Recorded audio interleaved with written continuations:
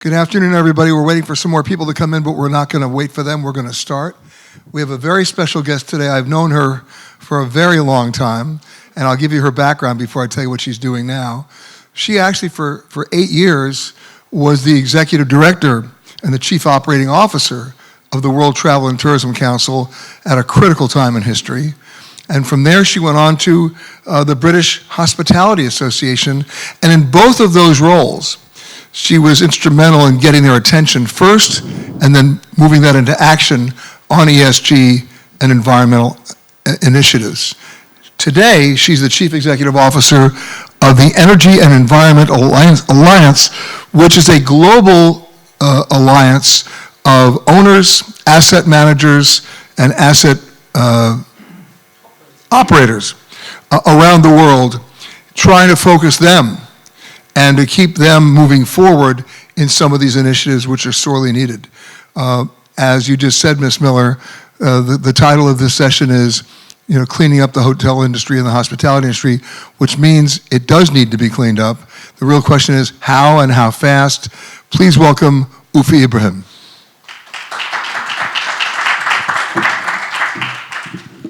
Thank you, Peter. So let's get down to a definition of terms to start.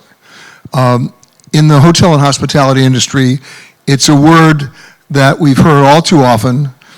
We think we know the answer, but what's particularly interesting is the derivation of that word, and that's greenwashing. Yes, greenwashing. 1986, environmentalist Jay Westerveld, in a hotel bathroom, sees a little sign that says, "Guests, please reuse your towels to help us to save water and therefore save the planet."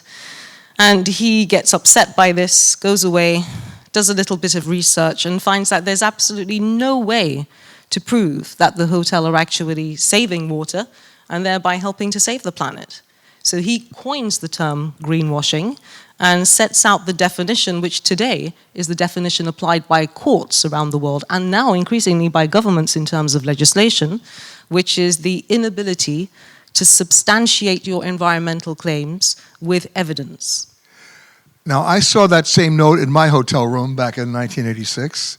I got a little angry because I thought it was pretty funny that the note was on a plastic card. That was the first indication that they might not be getting the message. But then somebody was smart enough to say to me, "Come with me." And they took me into the hotel laundry. I had never seen washing machines that big in my life. And then they ran the numbers for me on how much phosphate it was taking to actually wash those towels. And then I started to get to be able to connect the dots. One of the real problems is not the lack of intention or the lack of initiative, it's the lack of communication of being able to tell governments, regulators, and your guests exactly how to connect those dots. Well, that's true, but really where ESG is today is actually moved on from that. Oh, I know that. I've left the laundry, don't worry. Not the laundry necessarily, it's about the communication part. Right. So this is, really today ESG is just about smart business. It's about future-proofing your business. So when it comes to substantiating or gathering evidence, it's about really ensuring that that evidence can be audited, that it's useful. You wouldn't, if you're in business with someone or you want to have a deal with someone, you want to buy a hotel, for example, you're not going to say to them, "Okay, I'll take your revenue data, I'll trust you on that." You're not going to say that. You're going to want to have absolute proof that the financial numbers are exactly what they say they are on the books. Otherwise, there's not going to be any deal done with that potential partner. And that's the direction of travel for ESG as well. Customers, greenwashing, they want greenwashing to be eradicated, hush washing, blue washing, there's all sorts of washing. So all of that they want eradicated. And today we're still in this sort of bubble bit where, let's take corporate travelers for example, RFPs. It's pretty much a checkbox exercise. Do you have a modern slavery policy? Yes, check the box. And you can get away with it. But the way that the legislation is moving and the way that the financial institutions are driving this agenda, it is much more now about accountability. It's about evidencing that data. It's about evidencing and showing and substantiating your environmental claims. Today it's much about climate and carbon, but going forward, This is going to drive more in the area of the S, for example, social. And then questions will come in about governance. How are you governing those systems? But let's go back to the need for an audit here, because that's really what you're talking about, right? So what metrics do you come up with as an alliance to create the numbers and the requirements for that audit that can be unilateral and can be easily applied? Well, as far as possible, we try not to come up with any metrics at all. It's not up to us to come up with metrics.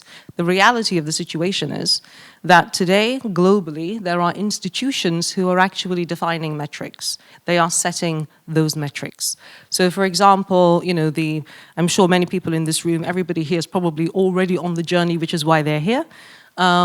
So, everyone will be familiar with Science-Based Targets Initiative. Everybody will be familiar with, things like the Carbon Risk Real Estate Monitor. Everybody will be familiar with these institutions, which have actually come out of intergovernmental organizations that are setting these metrics and setting these standards, like the IFRS, ISSB standards, for example. The role of our organization, our collection, our community, our coalition, is to actually work with those institutions to make sure that the standards and the metrics they are defining, the auditors, for example, are going to be fit for purpose for our businesses. Because at the moment, a lot of them are basically running away with setting metrics and setting standards, and these are being done for real estate per se, but not really understanding the specificities. And that has an impact on the values of our assets, for example, because some of these tools are being misused or the use is being extended. Give me an example. The Carbon Risk Real Estate Monitor was something that was created by the European Commission. It's run by the Laudes Foundation. It is today the only real tool available internationally by which real estate investors and institutions are actually using that to look at whether or not an asset is going to be, on the net zero carbon pathway of the country where it's operating in. And the point at which it falls away from that net zero carbon pathway, the asset is said to be stranded. So that means that basically a lot of capital investment is going to be required, capital expenditure, to bring it back in line. And this looks at operational carbon, right? So basically it's looking at the amount of energy that you use per square meter of the hotel. And this is being used by valuers, by many other types of stakeholders in the industry to say, well, look, the asset's going to, it's going to be stranded in 3 years. It's going to require X amount of capex to bring that back up. So that has to be reflected in the value of the asset. But the system, at the moment, looks at hotels as one block. But we know there are many different types of hotels. So it's not fair, for example, to assess a luxury hotel, arguably an upper luxury hotel, with a budget hotel. Or perhaps it's not fair to try to compare apples with apples for a resort hotel versus, a city center, completely budget hotel. So these sorts of things the nuances, we have to introduce them, we have to push for them. So that's really what we're doing. And by doing that, we are trying to create globally harmonized standards, working with the regulator, working with these institutions, rather than coming up with anything ourselves. Well, there are standards related to investment and valuation, and then there are government standards related to consequences, rules and regulations. Are you working with governments around the world to come up with those regulations that will match the standards that you're trying to apply for investment? Yes, because there's two aspects of legislation at the moment in ESG. One is the reporting and disclosure. So it's this piece about making it auditable. And that will hopefully bring reliability and transparency for financial markets. And a lot of this is really being driven by the central banks, because there is new regulation, which I'm sure many people in this room are familiar with, called the Green Asset Ratio. So banks now will have to actually disclose the amount of assets that they have in their portfolios which are green versus those that are, facing some kind of transition risk to net zero carbon or physical risk to climate-related impacts. So that's one area of legislation. The other area of legislation is very much the due diligence, which is the duty to act. And that's what's coming. So not only are regulators today telling you what you need to be disclosing, what you need to be focused on, and how that needs to be robust, the quality of the data. But they're now beginning to focus on how you should be doing it, how you comply with your duty to act. And that's going to be really interesting, because that's going to touch upon things like human rights, labor-related issues, and that's a really big one for our industry.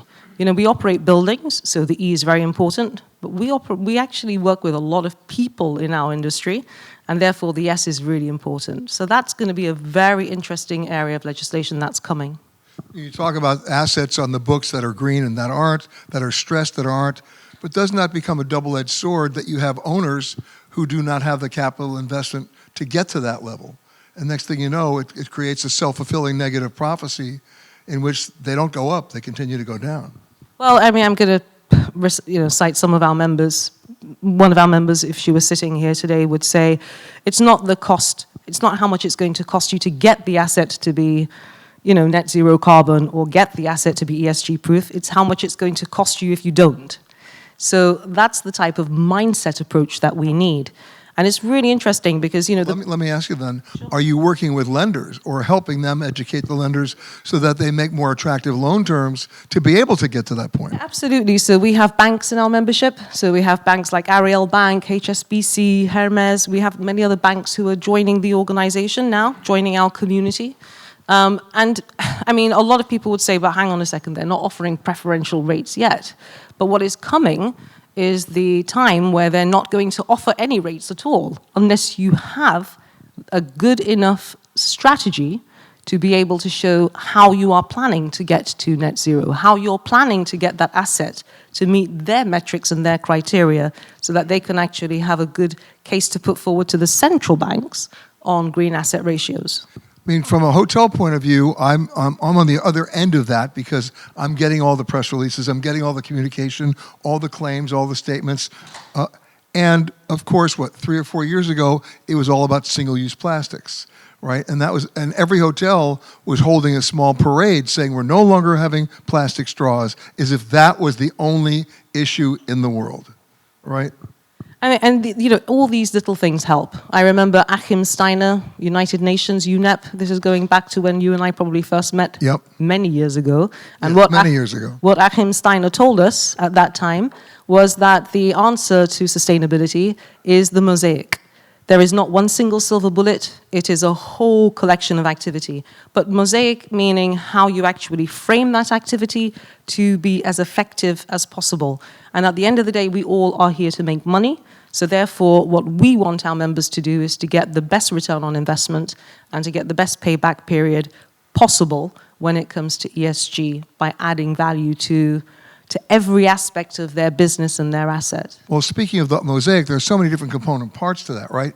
There's design, there's construction, there are materials that are used there, then there's purchasing, supplies, and then, of course, the actual environment itself, your HVAC systems. I mean, it continues. Are you coming up with a checklist of your own? Absolutely. So we have a very holistic approach. And, you know, the challenge isn't really with new buildings and new design, because actually with new design and new build, you can get to a point where the building is almost net zero carbon in terms of its operational carbon use. The issue or the big challenge is changing and transforming or transitioning existing assets. And the reality is that when we get to 2050 and we're all supposed to be net zero carbon, 80% of the assets that will be there then, they're already here now. So that's where we have to find the solutions and the best possible way to actually transition our existing assets. And in our industry, Peter, you know this very well, a lot of our buildings are very old. Some of them are actually monuments. So being able to touch them is going to be a challenge. And, you know, a lot of the local regulators are probably telling us that we can't do anything to the asset. So we've got all sorts of challenges to overcome.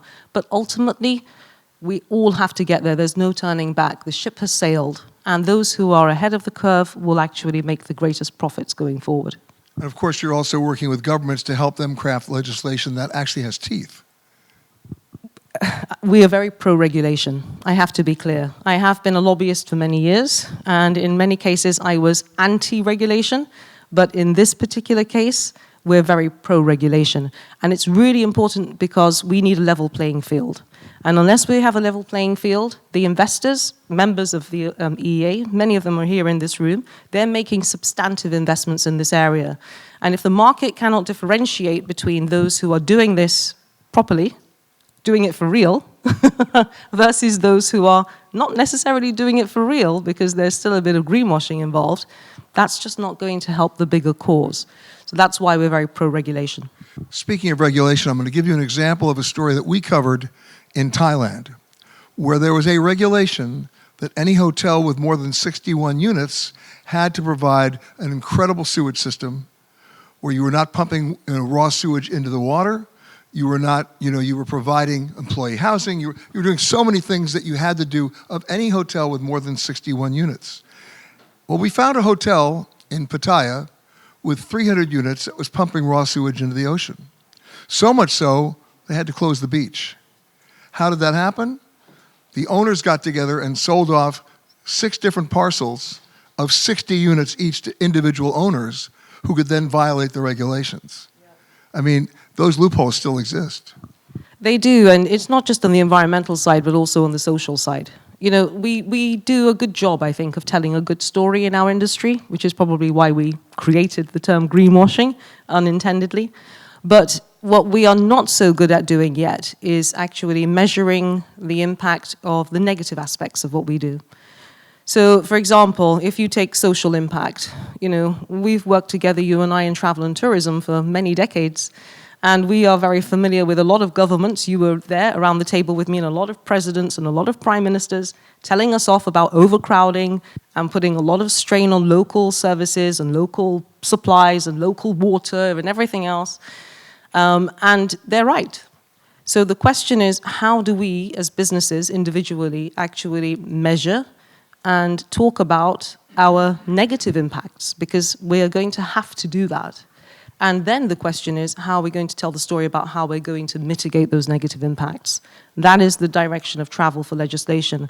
And that's the tough cookie in the, that all of our businesses will eventually have to address. You say it's not how much it costs you to do it, it's how much it costs you not to do it, versus it's not what it costs, it's what it's worth. Is there one hotel brand that stands out to you as doing the right thing?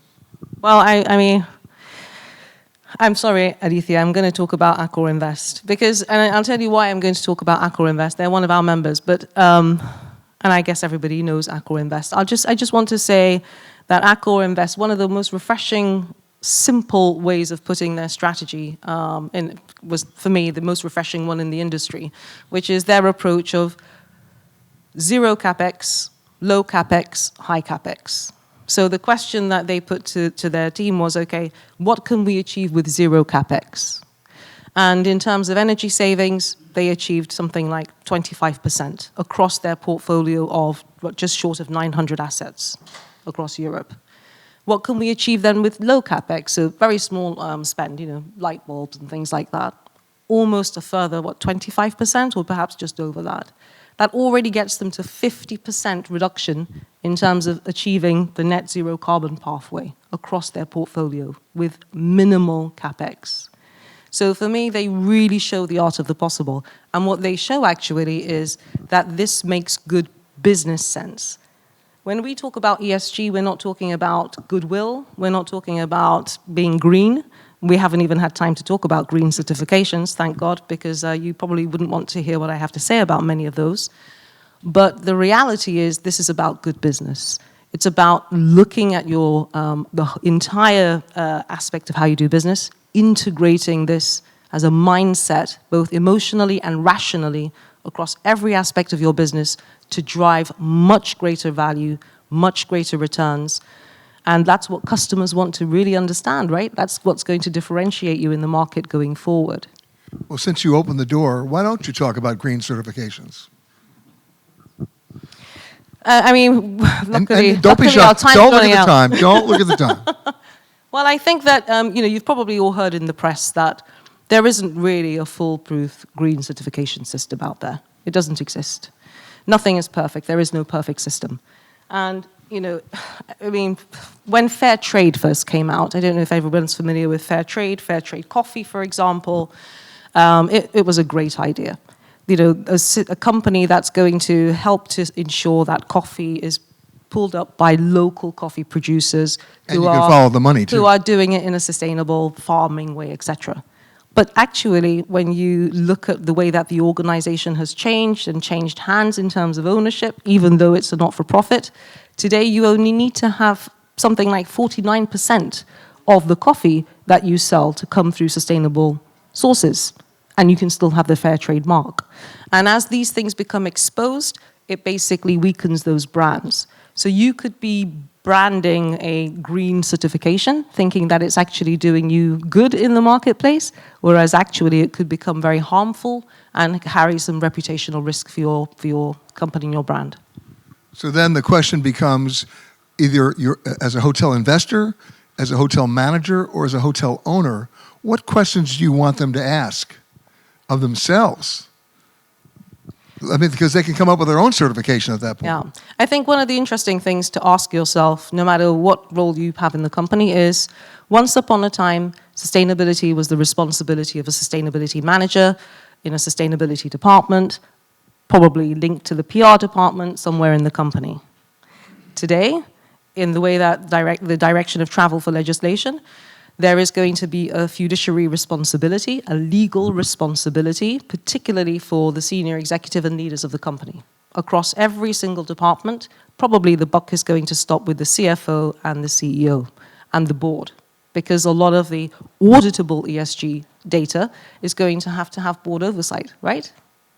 So the question I would ask is, do the senior executives, do the board members, do the directors of our organization, do they have the skills required to be able to understand and provide that oversight? And also, ESG is partly about crisis management. Climate change is probably one of the biggest crises that we are already facing in many respects. And we're already getting insurance companies in California saying we're not insuring. We're not writing the policies anymore. We're not right? insuring anymore, and that's just going to spread. So the question really is, do the leaders of our industry have the right skills and have the right information with which to make informed decisions and to provide oversight when it comes to financial and non-financial performance of the company? Because those two things are going to come together. All right, then I have to ask this question, maybe rhetorical, but how many hotel CEOs, how many hotel general managers, how many hotel owners can tell you what a carbon offset is, can tell you what a net zero is, can tell you any of the terms that we've been talking about today? And if they can't tell you that, then how do they deal with policy?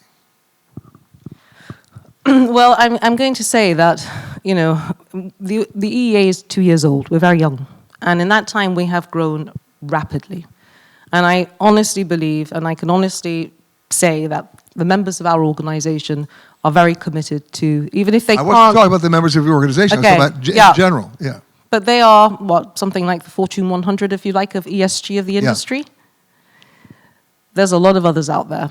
And I think that it is up to us, it's our responsibility as a collective to educate everyone. Because one rotten apple can damage the reputation of us all, and governments are very easily swayed by stories about something that happened, you know, on their patch. And we can't afford that in terms of legislation. Now, I know it says time's up, but we're not going to regard that. Does anybody have any questions for Ufi? Don't be shy. Everyone is stunned into silence, I'm sure. Well, I'll have one more question then. And that is, I know that you're not setting the metrics, but you're following them. You're not, right? You're looking at what's going on around the world. Is there one repository? Is there one source that people here can refer to help them move in the direction that you and I both know they need to go? Well, I would say get objective advice. And that's where coalitions like ours are very, very valuable. Because there's so many consultants out there trying to sell all sorts of things. And I would just say, you know, think very carefully. Treat this in the way that you would treat a capital transaction or a financial decision. Be very cautious about that and seek some objective advice. And communities like ours are very helpful and very open and willing to do that. Very good. Since there are no more questions, would you please thank Ufi Ibrahim?